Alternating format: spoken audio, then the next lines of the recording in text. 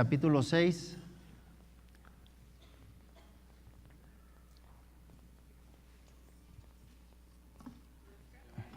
Hebreos capítulo 6.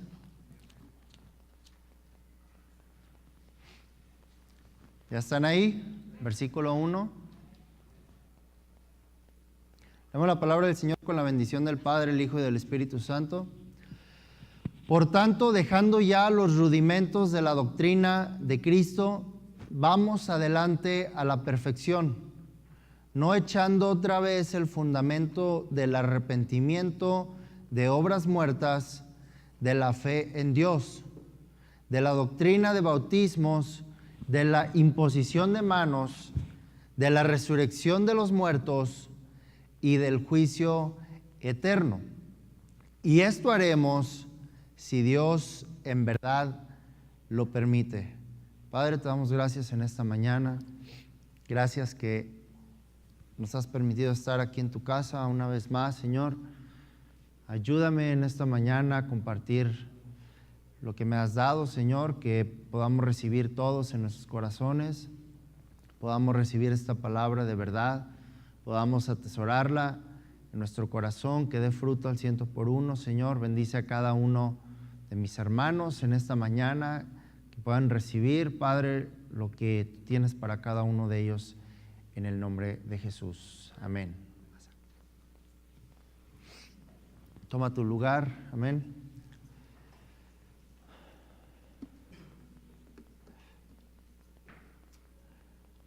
Por tanto, dejando ya los rudimentos de la doctrina de Cristo, vamos adelante a la perfección. En esta mañana quisiera hablar acerca de el peligro que representa el hecho de no avanzar hacia adelante. El peligro que representa no avanzar hacia adelante. Y pareciera una paradoja, eso que digo, pero hay un gran peligro en la iglesia de Cristo, y ese es el hecho de que no nos estamos moviendo. No nos estamos moviendo, no estamos impulsándonos a hacer nada más. No estamos realmente avanzando en la doctrina de Cristo, no estamos avanzando en la palabra, y no estamos haciendo realmente o teniendo un crecimiento espiritual. Desgraciadamente, muchas veces tenemos que volver a predicar los primeros rudimentos del arrepentimiento cuando ya no es necesario. Esto es para alguien que va llegando a la iglesia. Esto es para alguien que por primera vez viene a un servicio y todavía el primer mes se le acepta. Pero nadie de aquí tiene, o casi nadie, tiene un mes o viene por primera vez o está aquí en la primera vez. Hay personas aquí que tienen hasta 20, 23, 24 años aquí y no ha habido un avance. No ha habido un avance. ¿Por qué? Porque no hemos recibido la palabra como debe de ser. Hemos escuchado, pero no hemos practicado. Dice Santiago que no seamos solamente oidores, sino hacedores de la palabra. Entonces, muchas de las veces venimos y escuchamos, pero realmente esa palabra no se nos queda. Uno de los grandes obstáculos que hay dentro de nosotros es que venimos totalmente distraídos. Estamos pensando en las deudas que hay que pagar, estamos pensando en el trabajo que hay que hacer el día de mañana, estás pensando en lo que te falta en tu casa, estás pensando en las cosas que están pasando en medio de tu vida. Y aún aquí, ahorita en este momento, muchos de nosotros podemos estar pensando en muchas otras cosas que les ponemos más importancia por encima de la palabra de Dios. Entonces, la palabra de verdad que surge un efecto, un cambio en nuestras vidas, es la palabra que se impregna, que se implanta dentro de nosotros. Dice la palabra de Dios que la palabra que se implanta dentro de nosotros es la que de verdad tiene la capacidad de lograr un cambio en nuestras vidas. Pero ¿por qué no hemos visto ese cambio en nosotros? ¿Por qué varios van empeorando en vez de mejorando? O algunos simplemente se han atorado en el camino. Y esto va mucho más allá de lo que nos pueda gustar o no nos pueda gustar, porque sinceramente si le preguntáramos a Dios no le importa qué nos gusta o qué no nos gusta. O sea, a Dios no le interesa si nos gusta la alabanza, las canciones que se tocan aquí. A Dios no le interesa saber si te gusta o no la predicación que se da aquí. A Dios no le interesa si te sientes cómodo o no te sientes cómodo en este lugar, porque Dios es Dios. Dios no va a ser más Dios si a ti te gusta lo que se te da de parte de Él o si no te gusta. Dios no va a cambiar por el hecho de que puedas criticar para que algo sea mejor, o de que puedas hablar de alguien más para que tú te veas mejor. Porque entonces estamos anteponiendo cosas insignificantes para querer mejorar, cuando en realidad la única mejoría va a depender de nosotros. Queremos que alguien más sea mejor para que eso repercute en que tú te sientas mejor. Pero no hacemos nada nosotros para mejorar nosotros mismos por nuestra cuenta, sin fijarnos en los demás a nuestro alrededor. Por lo tanto, cada vez que tenemos que volver a predicar del arrepentimiento, de los primeros fundamentos, en realidad estamos haciendo un gran retroceso en la formación espiritual. Honestamente, ya no tendríamos que tener la necesidad de decirle a nadie los rudimentos del arrepentimiento y de acercarse a Cristo. No deberíamos. Ese no es nuestro trabajo. Y te lo digo con toda sinceridad, muchas de las veces hemos perdido tiempo aún en la enseñanza, porque vemos que muchas veces nos estancamos y no te ayudamos a crecer en la fe. No te ayudamos a crecer en el empoderamiento del poder del Espíritu Santo. No te ayudamos a que avances en tu vida espiritual para que hagas cosas diferentes. Tenemos que venir otra vez y empujarte para que logres acercarte un poco a Cristo. Ya no se diga hacer obras para el reino de Dios. Y honestamente eso es cansado, porque yo quisiera ver que un maestro se dedique de primero a sexto de primaria y de primero de secundaria, tercero de secundaria, a enseñarle el abecedario a una persona. Es desgastante, es cansado, es frustrante. Y muchas de las veces no nos ponemos en el lugar de las otras personas. Vemos nada más lo que nuestros ojos ven, vemos nada más por nuestros intereses. Vemos si realmente me está gustando la palabra que predican, o si no me gusta y me ofende, ya no, ese mensaje no es de Dios. Entonces retrocedemos mucho en lo que realmente Dios quiere hacer en nosotros. Entonces, si Dios es el que inició la obra en nosotros y la debe de terminar, ¿en qué momento Dios va a terminar la obra si tenemos que estarnos regresando en cada momento? ¿Será que Dios va a poder concluir su obra en nosotros? Y yo de verdad te lo digo con toda humildad en mi corazón y con toda sinceridad y sin el afán de ofender a nadie, porque en esto estamos todos aquí en este mismo lugar. Pero los que son padres, yo creo que en algún momento se van a identificar con eso, porque tal vez cuando enseñas a tu hijo a hacer algo bien, lo hace mal y lo vuelves a enseñar y lo sigue haciendo mal y lo vuelves a enseñar y lo sigue haciendo mal y no ves resultados, va a llegar el momento en que te vas a frustrar, te vas a enfadar, te vas a molestar, te va a caer mal eso, te va a quitar las ganas de seguir haciendo eso. ¿Sí o no? ¿Sí? Y con toda sinceridad yo te puedo decir que hay veces que también nosotros nos frustramos de subirnos a predicar. Hay veces que no me dan ganas de predicar, porque yo sé que la palabra no surge efecto, aunque eso realmente no me interesa. Pero a veces yo digo, ¿para qué predico si entonces nada va a pasar? ¿Para qué enseño si van a seguir haciendo lo mismo? Y ese soy yo. Quiero pensar, ¿qué sentirá Dios con cada día que dice, le voy a dar otra oportunidad más? Le voy a dar otra vez la chance que se reivindique. Y de verdad, llega el momento donde uno trata de hacer el esfuerzo porque la iglesia avance, porque su vida sea mejor. Hay veces que de verdad la gente siente que la estamos ofendiendo al enseñarle a hacer las cosas bien.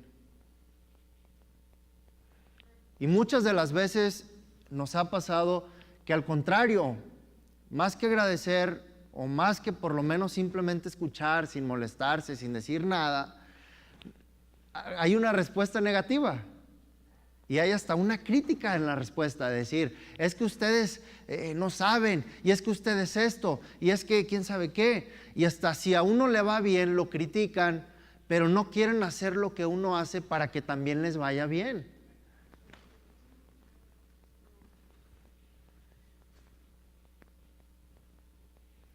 Porque si uno trae algo diferente, y entonces el otro va a decir, ya lo trae porque es presumido, o se cree esto, pero no haces el esfuerzo para intentar llegar a hacer eso.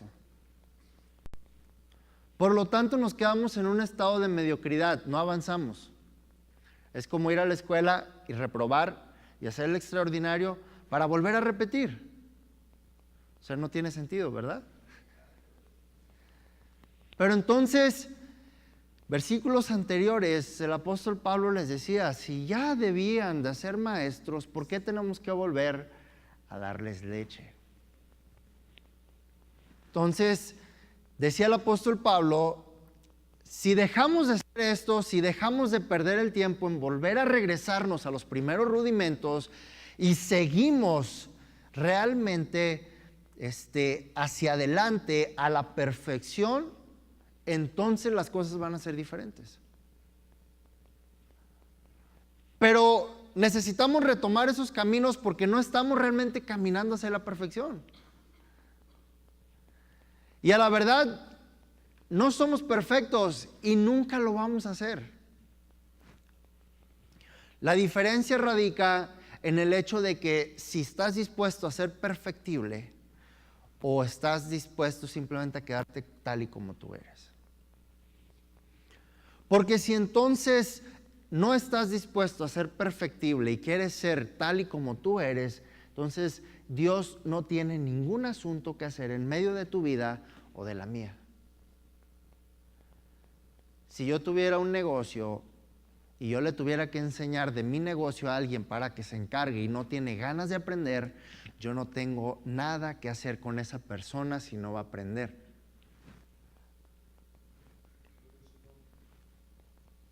Entonces, si alguien no va a querer nunca ser perfectible, si alguien nunca va a querer avanzar hacia la perfección, hacia el crecimiento, hacia tomar la palabra de Dios para realmente ser mejor, de acuerdo a lo que la palabra de Dios nos dice, entonces la palabra de Dios no tiene nada que hacer en medio de nosotros. Dios no tiene nada que hacer en medio de nuestras vidas. ¿Y por qué Dios habría de bendecirnos si Él no tiene parte en nosotros?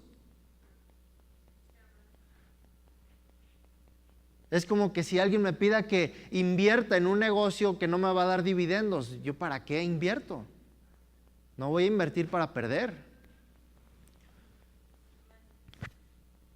Pero aún así, Dios nos da la oportunidad una y otra vez de retomar el camino. El otro día sostenía una plática y hablábamos de la gracia. Y cómo la gracia se ha malbaratado al punto de que la mayoría de la gente toma la gracia para hacer lo que se le pegue la gana y cuando ya vea que se va a ir de esta tierra, arrepentirse. Y darles la chance de que sigan pecando, de que sigan haciendo sus cosas, de que cada quien tome su propio camino, de que cada quien tome su propia ruta, hasta que ya de plano, cuando veas que estás en peligro, te arrepientes. Esa es la gracia para muchos de los que la toman muy a la ligera hoy en día. Creen en la gracia, la toman, pero no actúan bajo la gracia. Porque la gracia es más bien, si es que llegas a pecar, tienes una chance de reivindicarte. Pero no insistas en estar en el pecado. Es como en la escuela. Si llegas a reprobar una materia, tienes todavía una oportunidad de volver a tomarla para pasarla. Porque si no darían esa oportunidad, millones de chavos estarían en las calles. No tendrían nada que hacer. ¿Cierto o no? Es una oportunidad más que se les da para volver a equivocarse. Te equivocas una segunda vez y ya caes en un artículo donde ya pudieras ser expulsado de la escuela. Imagínense si a la segunda Dios nos expulsara. No de la escuela, sino de la tierra. Pero malbaratamos la gracia. Utilizamos la gracia como que si fuera nada. Entonces no lo usamos para ser mejores y para tratar de estar en el pico del iceberg de lo mejor, de la perfección, y tratar de nunca caer. Sino al revés, estamos mal, pero cuando ya ves que nos ahogamos, entonces te agarras de la soga para no ahogarte y vuelves otra vez. Pero eso no es la gracia. Por eso decía la carta en primera de Juan: hijitos míos, si alguno de ustedes pecare, abogado tenéis para con el Padre. Si alguno pecare, no dice cada vez que peques.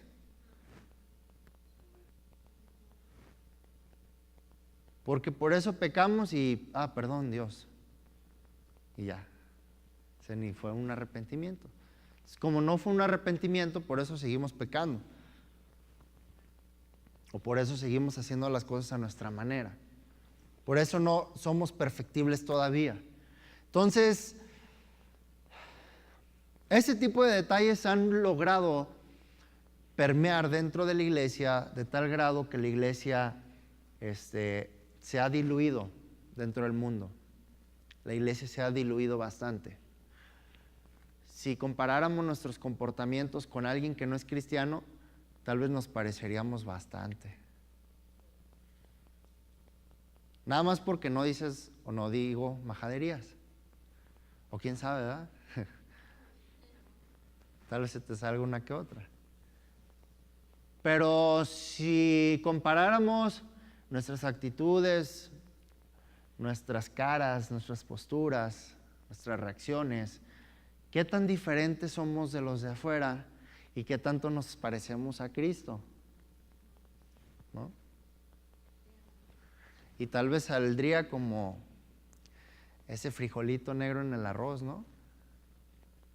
Que dices, caray, ¿este de dónde salió? Y tal vez Dios voltea a la familia que tiene y dice, caray, pensé que era oveja y salió lobo. ¿Cómo puede ser posible?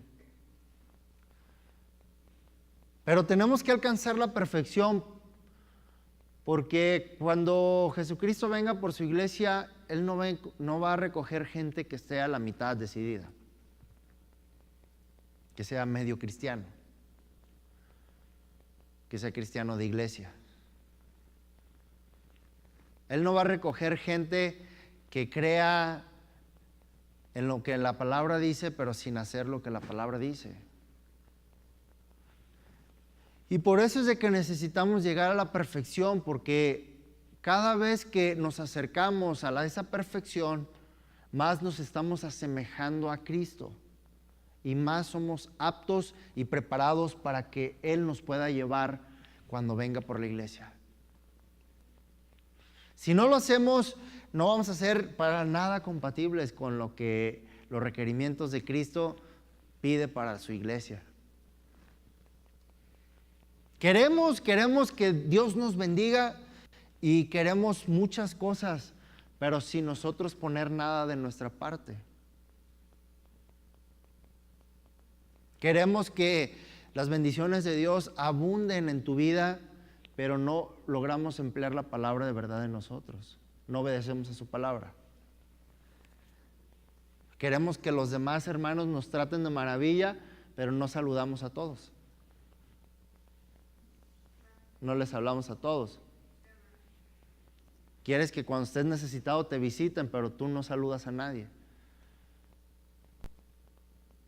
En vez de sonreír, pones una cara no muy feliz. Entonces, yo no tengo ni una parte. O sea, si Me vas a intimidar con tu cara, mejor me hago a un lado, ¿no? Sí, no tengo nada que hacer ahí. Y hasta cierto punto toleramos nosotros muchas cosas que pasan en la iglesia. Y el hecho de que las toleramos no quiere decir que Dios las tolera. Porque el hecho de que si el pastor no te ha llamado la atención por lo que estás haciendo,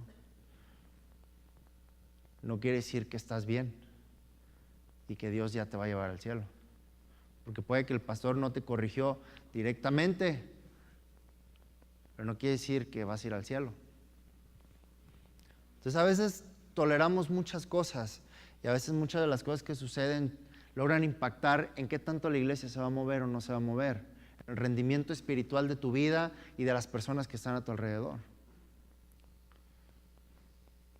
Entonces por eso no buscamos más de Dios, porque nadie te empuja. Y peor, porque necesitas que te empujen. Cuando nadie necesita que lo estén arrimando para que busque de Dios. Y en serio, que muchas de las veces yo he pensado y yo digo, bueno, se le ha dedicado mucho tiempo al ministerio, se le ha dedicado mucho tiempo a muchas personas, se le ha dado muchas cosas de más y aún así no hay un crecimiento, no hay un avance, no hay algo que esté caminando, no hay gente rindiendo fruto y aún así entonces, ¿qué es lo que está pasando? ¿Qué es lo que sucede que bloquea ese fruto? ¿Qué es lo que sucede entre esa semilla que ha sido sembrada y entre ese fruto que espera ser recogido de cada uno de nosotros? Porque entonces, imagínense que, híjole, si hubiera un pastor todavía un poco más rudo en este lugar, habría menos gente. Habría menos gente en este lugar. Si hubiera un pastor que pastoreaba como Jesús lo hacía, habría muy pocos. Todavía se tienen que ir a sus casas a visitarles para que se sientan bien. Todavía tienen que ir a sus casas para orar por algo. Todavía tienen que ir a sus casas para animarlos a que sigan adelante y que busquen de Dios. Jesucristo nunca volvió 2 veces con una misma persona. Y sin embargo, a varias casas se han ido más de 50 veces y nada pasa.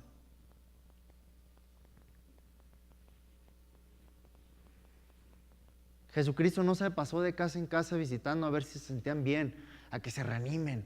Hermano, ándale, deja las cosas y anímate, ve a la iglesia. Hermano, ven y deja oro por ti.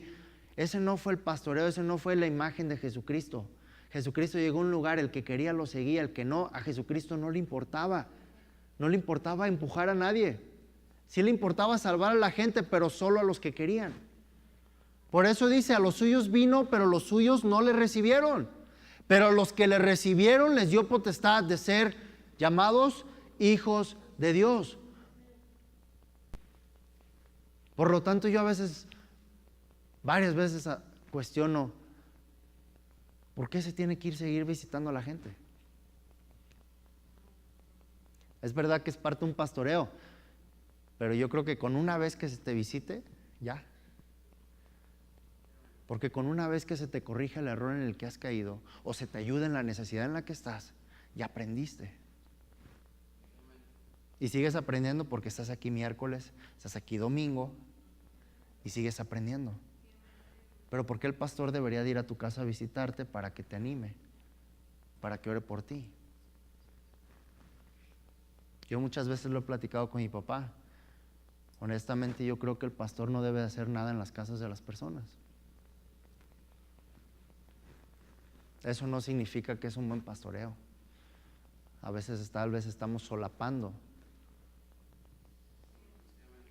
la falta de una oveja que no hay en ti o en mí.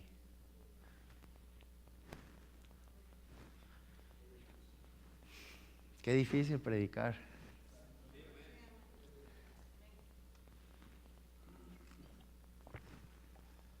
Pero son cosas, de verdad, mira, honestamente tengo una gran preocupación. Porque a muchos padres no les interesa el crecimiento de sus hijos. A muchos padres no les interesa que sus hijos sean mejores que ellos. A muchos padres no les interesa que sus hijos sean exitosos. Hasta que llegue el día en que te larguen en tu casa y se vayan con alguien más que sí les dé más oportunidad, que sí pase tiempo con ellos. Hasta que el día de mañana ya no quieran estar a tu lado por lo groñoso o groñosa que eres como padre o madre. Si los quieres que trabajen y que aporten a la casa, o que te ayuden, o que hagan y que estén ahí y que te obedezcan. Pero cuando sacas un billete de 500 y le dices, hijo, ahí te va. Yo sé que nadie dice amén. Pero si quieres que te barran la casa, que te cuiden los niños, que trapeen la casa. Y yo no sé si los pones a que te laven la ropa, pero ¿cuándo? No te preocupa que tus hijos estudien, porque no te interesa que estudien. Te interesa que ganen dinero. Si bien les va, pueden abrir un negocio. Pero si no, le van a trabajar a alguien más y van a ser esclavos de alguien más que les está pagando. No te interesa que crezcan. Y eso es en lo profesional o en lo natural. No te digo en lo espiritual. Y no me digan que sí, porque si no, entonces el modelo se vería muy marcadamente de lo que le estás enseñando. Pero como hay más regaños que muestras de amor, como hay más exigencias que enseñanzas, no le estás ayudando en nada a tus hijos. No le estás ayudando a que lleguen a la perfección. A veces les estás enseñando a ser mediocres nada más y no a buscar la grandeza.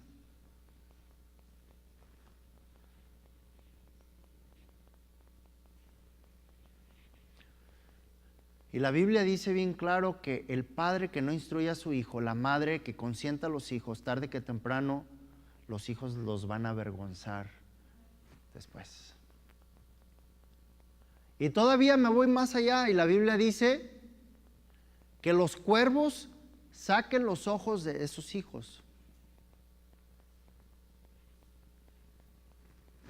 Y entonces tenemos personas que no tienen visión, personas que no saben qué quieren de su vida, personas que no saben a dónde ir, personas que no están satisfechas con lo que hacen, personas que no saben ni siquiera lo que implica ser cristiano, personas que no saben a qué vienen a la iglesia, personas que no saben para qué leen la Biblia, para qué oran, para qué buscan de Dios.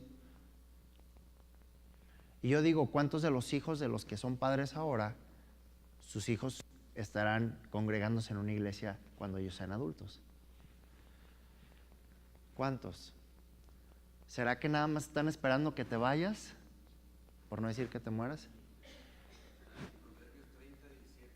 Proverbios 30, 17. Anótenlo de tarea. ¿Será que están esperando que ya no existas como para decir, ya no voy a ir con mis papás, por fin ya me liberé de eso? Ya no voy a hacer lo que mi papá decía, ahora sí voy a hacer lo que yo quiero. ¿Será? Porque hay veces que los hijos no te tienen respeto, te tienen miedo. Pero no estamos buscando la perfección. Y si alguien viene y te enseña cómo ser mejor padre, mejor madre, te dice, mira, puedes hacer esto mejor, creo que estás haciendo estas cosas mal, pero puedes mejorar, te ofendes. Me ofendo, nos ofendemos. No aceptamos la palabra de corrección porque todos creemos tener la razón. No nos gusta que nos corrijan. Pero no pensamos, si de por sí no pensamos en nosotros, o los padres a veces con trabajos piensan en ellos, mucho menos en los hijos. Y yo quiero verte en 10 años, 15 años, a ver qué tipo de consecuencias te dan tus hijos. Vas a decir, y la regué. Me acuerdo que pude haber hecho esto.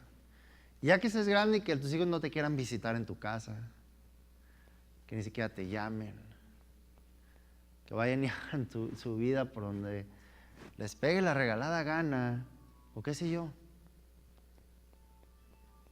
Entonces, tenemos que priorizar las cosas de lo que está pasando en medio de nuestras vidas. Nos hemos enfocado tanto en cubrir las necesidades del día a día que no cubrimos los fundamentos de lo que realmente se necesita. Como no creemos en la palabra, buscamos más todavía cómo suplir nuestras necesidades por nuestra cuenta. Como no estamos dentro de la presencia de Dios, buscamos más cosas para satisfacer vacíos en nosotros. Y todos pagan consecuencias. Todos pagan consecuencias. Tarde que temprano algo va a pasar porque no estamos avanzando. Cualquier carro, automóvil que se deja parado después de un cierto tiempo no funciona. Así sea un Lamborghini o un Ferrari, déjalo 1, 2, 5, 10 años parado. Y por más bonito y lujoso que sea, no sirve. Se estanca, se empieza a echar a perder, se reseca, se oxida.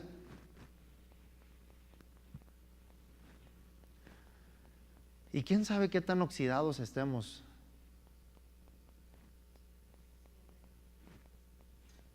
En nuestra vida cristiana, en nuestra fe. Necesitamos la fe de alguien más para creerle al Señor, pero no tenemos la fe nosotros mismos para creerle al Señor cuando estamos en problemas. Por eso ocupamos que el pastor nos visite, que el pastor ore por nosotros, que el pastor venga y me salude bonito.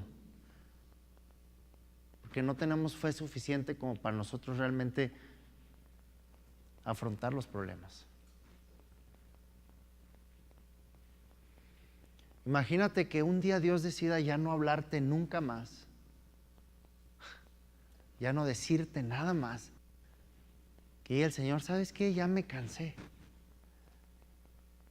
Ahora sí, haz lo que se te pegue la gana, como tú creas que sea correcto. Y quién sabe qué haríamos. O tal vez algunos tal vez haríamos las mismas cosas, ¿verdad?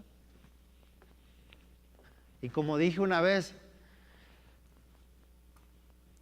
si imagináramos que Dios ya retiró al Espíritu Santo de la tierra desde hace 5 años, muchos ni se hubieran dado cuenta que el Espíritu Santo ya no existe. Y seguiríamos aquí en la iglesia, en los servicios, seguiríamos cantando, seguiríamos escuchando una predicación y no habernos dado cuenta que el Espíritu Santo ya no está detrás de nada.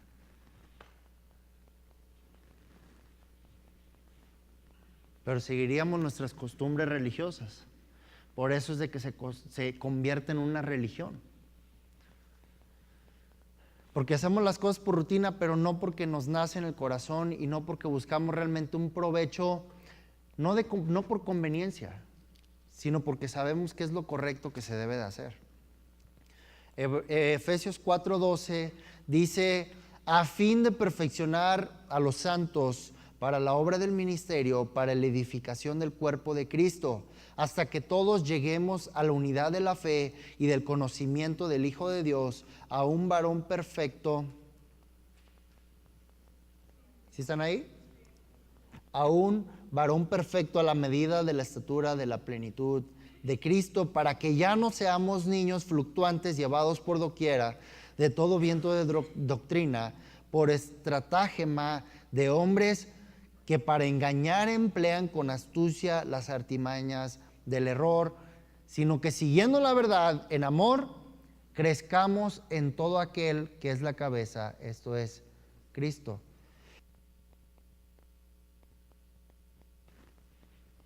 O sea, al final está diciendo claramente que todo esto es para que crezcamos, no para que nos quedemos atorados, no para que nada más vengamos a la iglesia, no para que nada más seamos miembros calientacillas.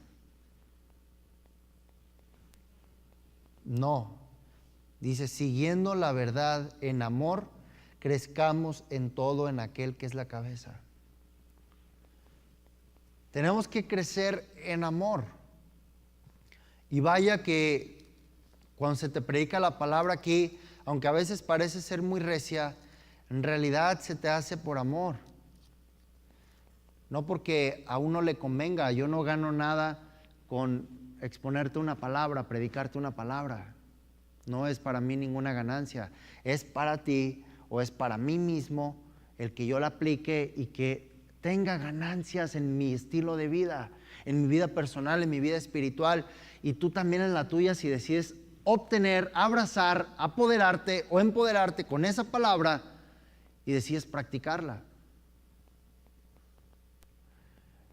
Pero pareciera que te estoy queriendo vender algo como para tener que convencerte y que me tienes que pagar algo para que creas esta palabra. Y como no es así, lo hacemos en amor.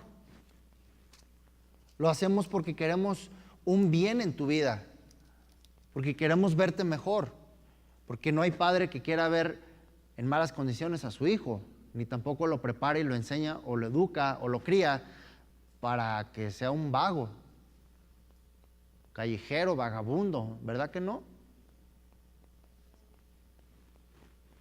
Obviamente desea lo mejor para su hijo, pero su hijo siempre termina decidiendo por su cuenta qué quiere. Así tal y como tú y yo decidimos lo que queremos. 1 Corintios 9:24, y ya voy a acabar. ¿No sabéis que los que corren en el estadio, todos a la verdad corren, pero uno solo se lleva el premio?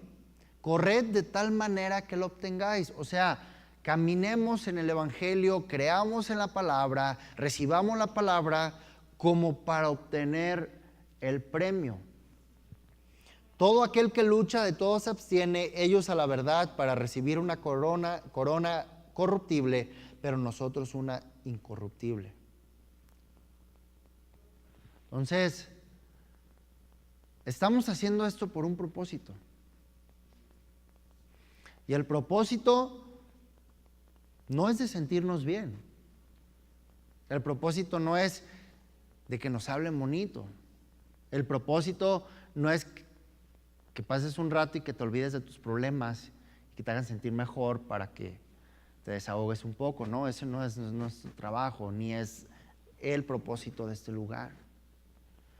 El propósito es que, lo leímos en el versículo pasado, que lleguemos a la estatura del varón perfecto, que buscamos llegar a ser como la cabeza que es Cristo Jesús. Por eso decía el apóstol Pablo que busquemos tener la mente de Cristo, porque una vez teniendo la mente de Cristo, entonces ya no es prioridad lo que nosotros queremos, ya no es prioridad nuestros sentimientos, ya no es prioridad lo que deseamos, sino es prioridad lo que Dios quiere hacer con su iglesia. Ya no es prioridad. Y termino con una historia en Segunda de Reyes 5.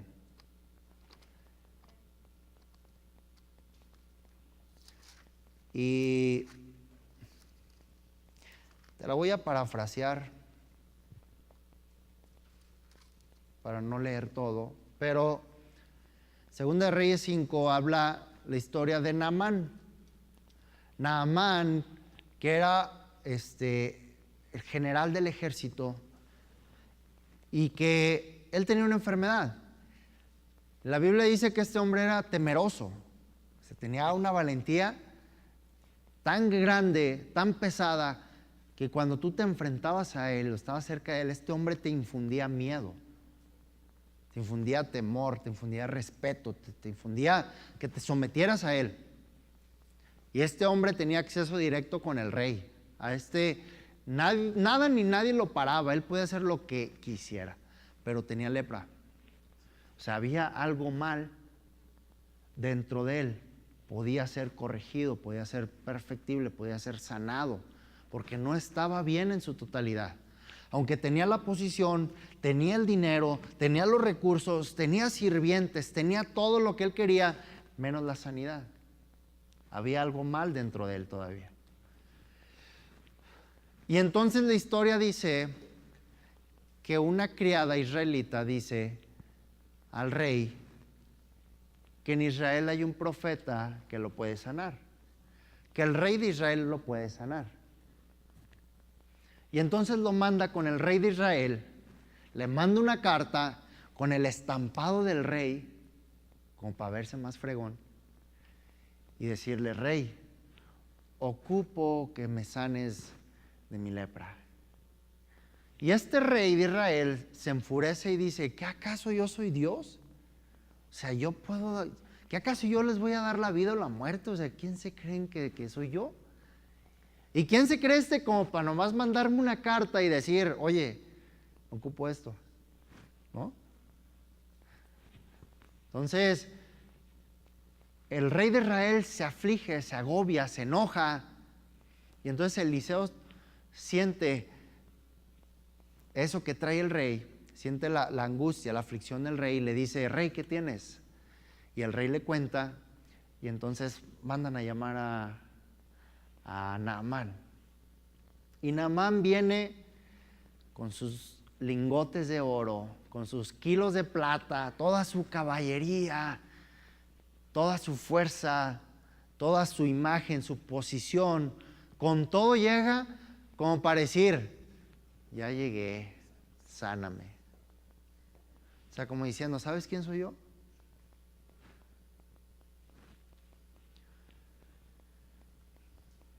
Naamán tenía una enfermedad más grande que su lepra. Era muy orgulloso, muy orgulloso. Y entonces, como llega con Eliseo y Eliseo no lo recibe, sino que le manda un recado, Naamán se enoja y dice: ¿cómo puede ser posible que este profetita no venga a recibir al general del ejército, que no sabe quién soy yo? Y le manda a decir que se vaya a meter al Jordán 7 veces y que iba a ser sano. Y Naamán se enoja todavía más. O sea, Dios ya le dijo algo y todavía se enoja con lo que Dios le manda a decir para que sea sano.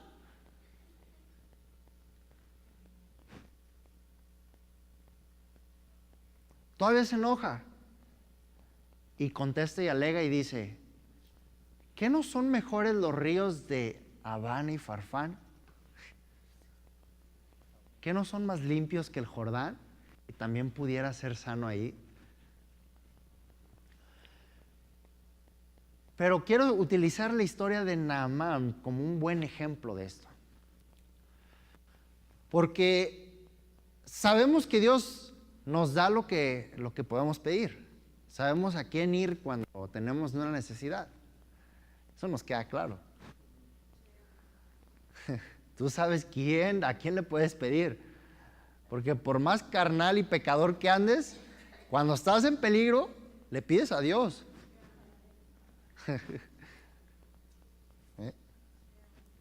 O sea, ya sabes con quién ir. Y Naamán supo con quién ir. Pero de repente Dios te dice que hagas algo para que obtengas lo que estás pidiendo a su manera. Y no nos gusta. No nos gusta.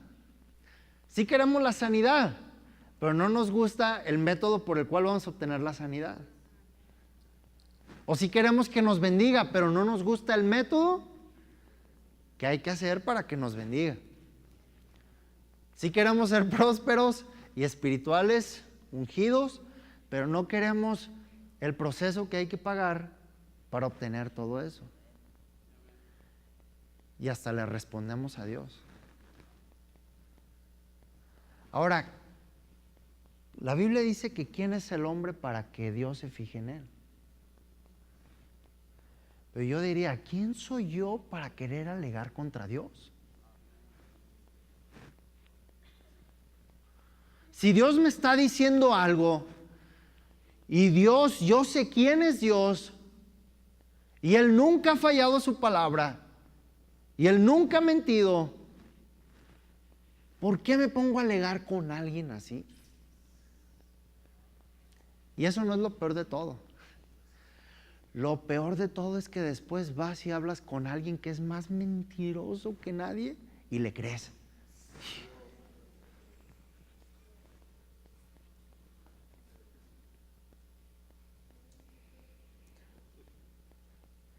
Por eso la Biblia dice que en los últimos días habrá hombres que hablarán cosas, artimañas, engaños para hacerte creer la verdad.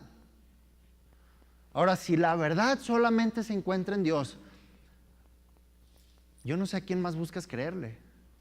O sea, no hay nadie más a quien creerle si nada más hay una sola verdad. ¿Sí o no?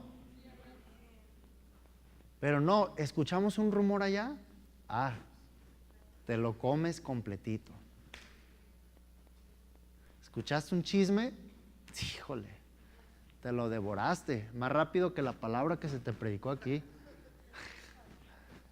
Tremendos.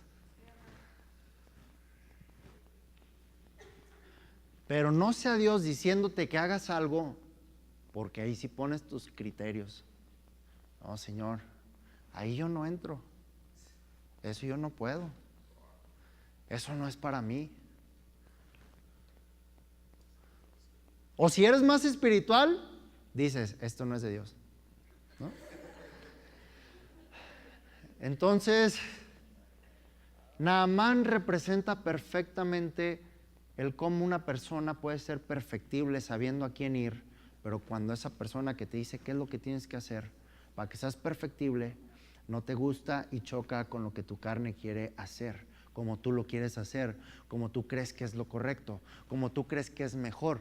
Por eso levantamos la mano y juzgamos y criticamos. Es que si predicara así, o es que si el líder fuera así, o si la alabanza la dirigieran así, o si esto, y es lo mismo que Naamán. O sea, ¿qué no es mejor los ríos de Abana y Farfán?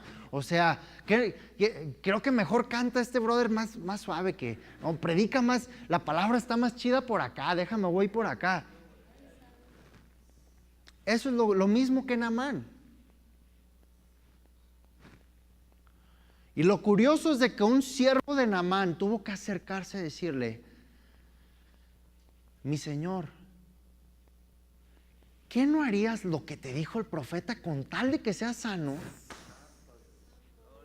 O sea, como diciéndole, no seas tonto. O sea, ¿a qué viniste? ¿Qué no viniste a que te dijeran que hicieras algo para ser sano?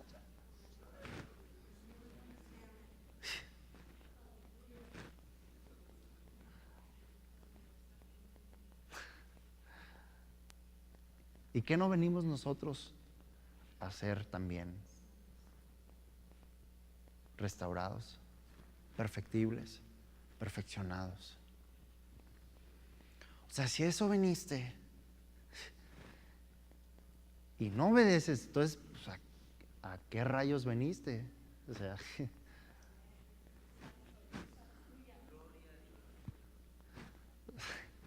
de verdad es tremendo. O sea, le dice, o sea, querías al profeta, ya lo quieres, y ahora te sale con lo que el profeta te...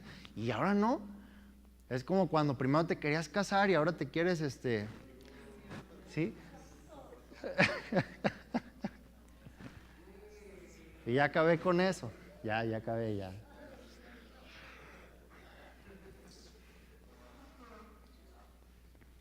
¿Sí? O sea, primero queríamos tener hijos y ahora, ¡ay! Esa bilis anda al 100. Entonces, yo termino con esto. Ya acabé. Dicen por ahí que al buen entendedor pocas palabras, ¿verdad? Entonces, honestamente, sin ponerme en la posición del pastor, pero mi postura, como alguien que tiene la oportunidad de predicarte la palabra, no va a ser empujarte. Yo no estoy dispuesto a regresar a los primeros rudimentos. Yo no estoy dispuesto a regresar y retroceder el camino y el proceso que Dios ya tiene marcado. Por eso muchos de los mensajes que he tratado de buscar de parte de Dios han sido para tu formación. Si bien ha sido para que tengas más fe, para que puedas crecer más, para que seas mejor persona. Y es más, nuestro compromiso es meramente espiritual. Meramente espiritual. Y aún por encima de eso todavía te ayudamos con cosas personales, matrimoniales. Bueno, el pastor yo no. Familiares. Que no son estrictamente cosas espirituales, si me lo permites decir. No son. Te metes en una bronca y ahí va el pastor a sacarte de la bronca. O alguien más. Nuestro compromiso es espiritual, nada más. Y aún todavía a veces se extiende ese compromiso a lo personal. Pero lo peor es lo que pasa como Naamán, que si se te dice algo, no te gusta. Entonces, si se te dice algo para que tu matrimonio sea mejor, no, tú eres el mejor de los matrimonios, no me digas nada. Si se te dice algo de los hijos, tú eres el mejor padre del mundo, la mejor madre. Hombre, ¿sí? Y no te gusta cuando se te corrige. Y casi me ando venerando delante de ti. Entonces, para aprenderte algo, ¿verdad? Porque todavía no soy papá. Pues entonces, pues déjame aprenderte algo, ¿verdad? Tener unos hijos excelentes como los tuyos.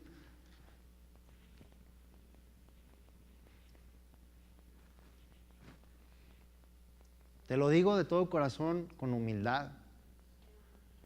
Pero muchos de ustedes, sus hijos están pequeños. Sus hijos todavía no son adultos. Todavía no se han ido de su casa. Sus vidas todavía pueden ser reparables, restaurables. No esperes el día de mañana en que todo esté en tu contra. No esperes el día de mañana que ya no puedas hacer nada.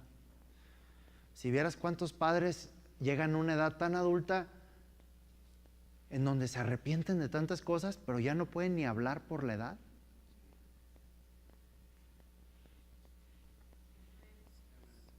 Ya no pueden decirle perdón a sus hijos. Y sus hijos se guardan el resentimiento con los papás por lo que le hicieron. Papás que no se van a la tumba tranquilos, en paz, porque ya la vida no les dio oportunidad de reparar las cosas. Y te estoy dando un consejo no solamente espiritual, porque vaya que el mundo está empeorando. ¿Quién sabe en qué pueden caer el día de mañana tus hijos y hasta tú? Y si no están arraigados en lo que la palabra de Dios enseña, ¿quién sabe qué puedes esperar de ellos y de ti mismo? Te animo a que crezcamos en esto, a que busquemos la perfección, que crezcamos en todo. Que le digamos al Señor que nos ayude, que nos lavemos en esa palabra, que logremos llegar a una estatura del varón perfecto. Que haya padres en los cuales sus hijos digan, es que ese es mi papá.